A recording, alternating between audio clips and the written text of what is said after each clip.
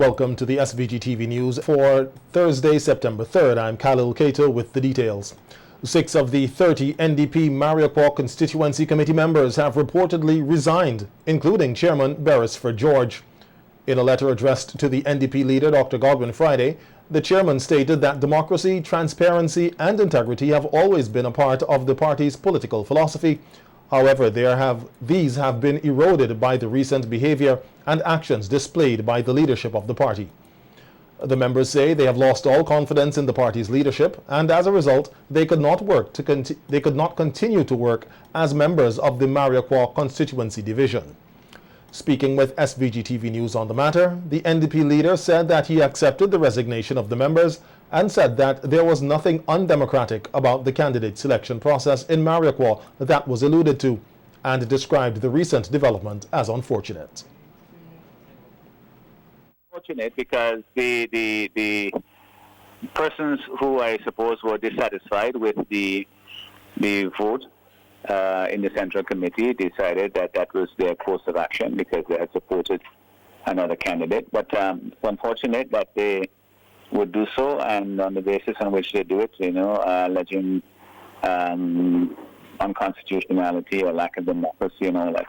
It's just simply not the case, because the process that we engaged in to select a candidate is the process we always do, which is to follow the constitution of the party.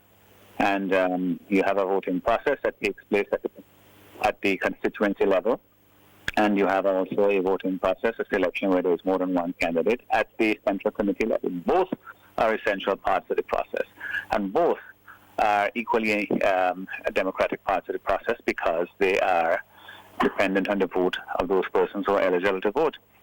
In the party group level at the constituency division in Mariaquaw, it was comprised of 30 persons, 29 voted. The Central Committee has over 50 persons. And then unanimously, well, after all the candidates withdrew, unanimously ratified Bernard Wiley as the candidate. Dr. Friday said it is disappointing that members of the executive took such a course of action rather than meeting with him to discuss their concerns. He said that he is all about winning an election for the NDP, and the decision was made which reflected the will of the people. Yes, and for democracy, I'm not more. I have been about in the constituency. Yesterday I was there for 4 hours walking around, and there was not a single person who we met who said otherwise than that Bernard Wiley is the best candidate for the NDP in Mariaquaw. So I'm very satisfied with that, because my objective is to win the election, not to make political statements, to win the election for the people of Mariaquaw. They have resigned, I've accepted the resignation, and we move ahead. My concern is about the election of the general election, not this election of candidates. As far as I'm concerned, that is a completed process. I am satisfied that the process was done properly and that it reflects the will of the people now in Mariaquaw, and that they're excited. I mean, that's what I see on the ground. I am concerned about winning the election. That's where we are now. I have moved to that process now because it is what the people of Mariaquaw have been urging upon me as a leader of the party and upon the New Democratic Party as an institution that they expect to represent them. Meanwhile, Chevron Lewis John has been ratified by the Central Committee of the NDP as its candidate for North Windward in the upcoming general election. In a press release, the party said John, a teacher, was unanimously endorsed by the Central Committee to join Dr. Godwin Friday's team, describing her as a breath of fresh air that North Windward needs. John was selected by the Constituency Committee several weeks ago. In an interview with SVG-TV News, the NDP leader said John's selection has now been formalized. Yes, our slate was endorsed, but the formal ratification of the candidate from North Windward could not be completed at that time. So we had rescheduled it, and it was done yesterday unanimously. She was confirmed as the candidate for North Windward. Dr. Friday is confident that John will win the North Windward seat for the NDP, noting that she has been working in the constituency for some time. I am delighted to have everything in terms of candidates in place, and to have Chevron John as our standard bearer in North Windward, because she's going to win that seat. She is a fantastic candidate. She's been working on the ground and receiving tremendous support from the people there. Disgruntled parents of students attending the Pelican Primary School in Kanawon voiced their concern yesterday over an issue they said was not dealt with properly by the Ministry of Education. In video footage by ANN News, the parents say they learned that their children will have to attend the Kanawon government school instead of the privately run Pelican Primary, and that they were not informed of this change. They say they have already prepared their children for the Pelican Primary School, and it is unfair to them to have this abrupt change. Because we were not properly informed about what is going on. Just thinking about this on the street, and it is unfair to our children 2 days before school is going to be open. And we already buy everything for Pelican School.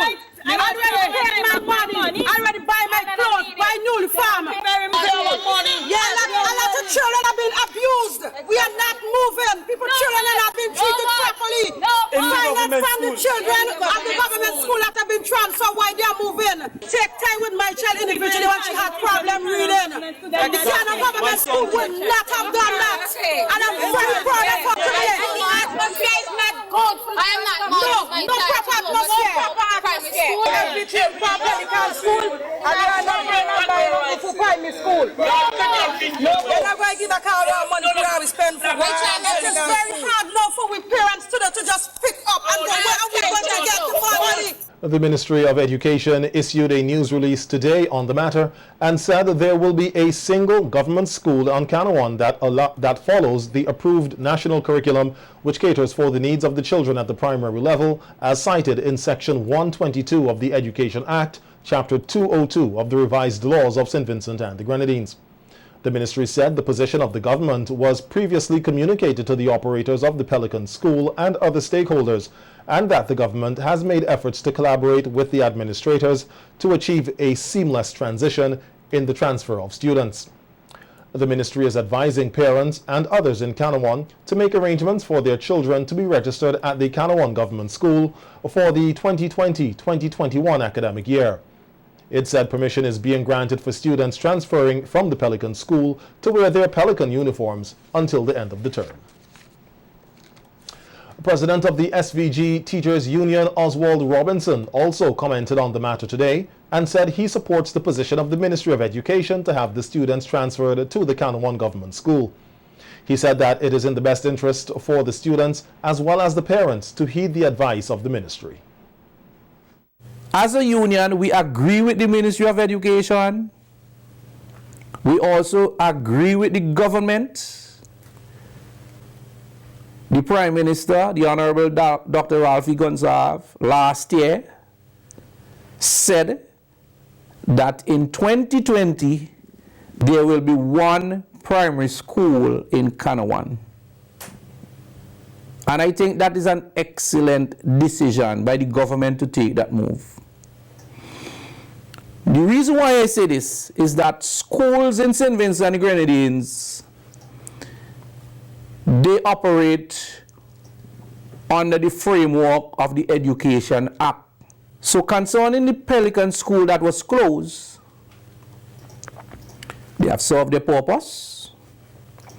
And now the students of Kanawon could receive an education which is relevant to the curriculum that is endorsed and administered by the Ministry of Education. Speaking on another issue, the SVG Teachers Union president says the Bookament Bay Secondary School is not ready to reopen on Monday.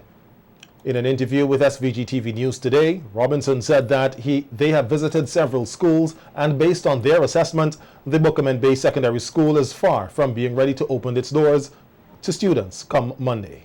Toilet facilities are in deplorable conditions. You cannot have just 2 toilets and one is functioning, the male and female have to use as members of staff. That is unsatisfactory. Then we notice big holes in the ceiling. Even the principal's office, his toilet is not in a proper condition.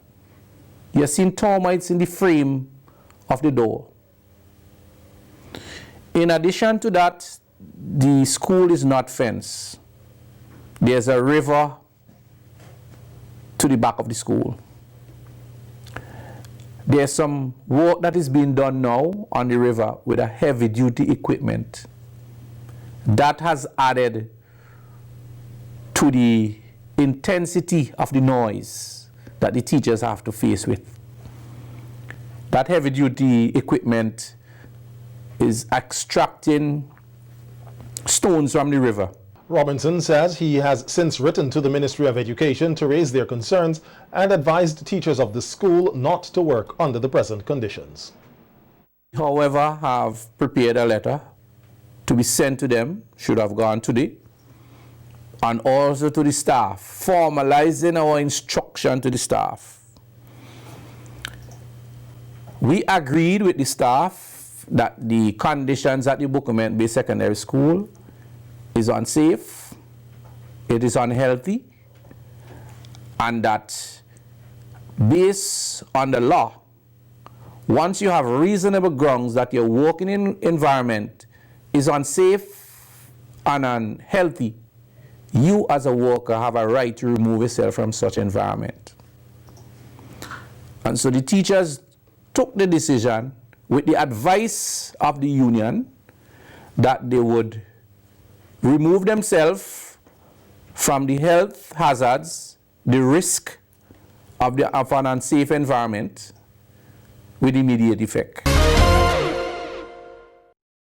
As hundreds of the nation's children prepare to return to school on Monday, the RSVG police force has implemented some changes to the flow of traffic into Kingstown to accommodate the expected vehicular traffic. Effective tomorrow, motorists traveling to Kingstown via Richmond Hill can do so from the Girls High School by taking the Mackeys Hill Road. Speaking with our news team today, Station Sergeant Parnell Brown says the change will accommodate both motorists and pedestrians. At the Girls High School, there isn't much of a change there. But what we have decided to do is that an area just outside the perimeter of the school compound, where we have the police notice, no stopping nor waiting, or no parking, we are going to allow parents or guardian who have children to drop off to the Girls High School to stop in that area and drop off their students, their children.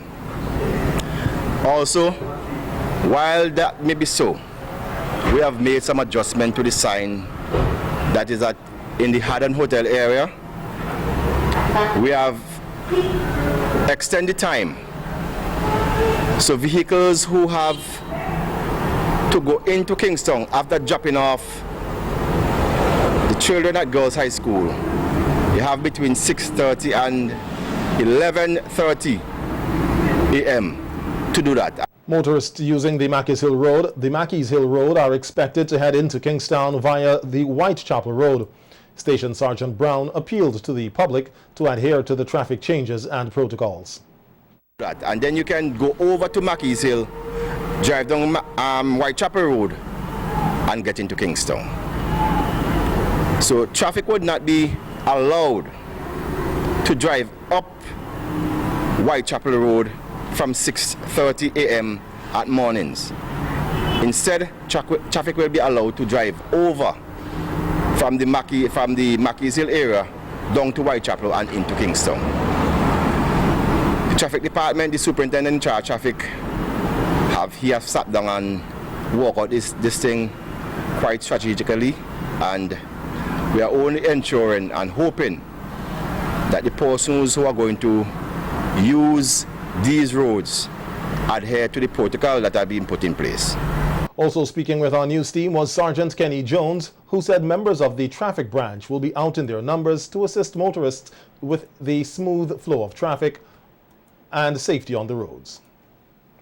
The road signs, that is the road signs at the Cedar Prescott, the prep school, and here at Mackeys Hill. We're urging our motorists to comply with these road signs, right?